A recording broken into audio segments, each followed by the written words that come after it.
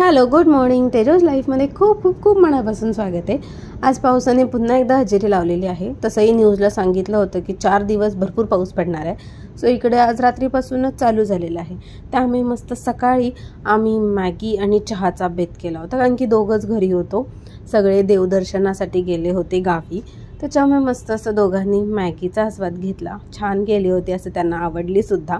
So घरातली कामंसुद्धा आवरली आणि म्हटलं पहिला ड्रेसिंग टेबल लावून घेऊया, कारण की इतका मेस झाला होता की ती पण सरळ लावा. आणि थोड्या दिवसांनी पुन्हा तसंच होतं. पण मला नीटनेटकेपणा आवडतो, त्याच्यामुळे मी सारखं तेच करत असते.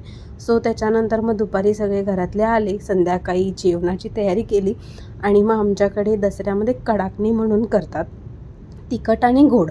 मग पहिला आम्ही गोड करून घेतले. मस्त लागतात, मला तर फार आवडतात. मग देवाला 5 असे आमच्याकडे ठेवतात. त्याच्यानंतर मग तिखट करायला घेतले आणि मस्त 2 तास गेले. 1 किलोचे तिखट केलेत आणि अर्धा किलोचे गोड, कारण की गोड एवढं कोणी खायला बघत नाही, पण तिखट खूप छान लागतात. म्हणजे तिखट पुरी कशी असते तशामध्ये लागतात. सो करून झाल्यानंतर ते गार होईपर्यंत ठेवलं. त्याच्यानंतर डब्यात भरून ठेवलं, बिकॉज मऊ होऊ शकतात, कारण की हे कडक कडकच खूप छान लागतात.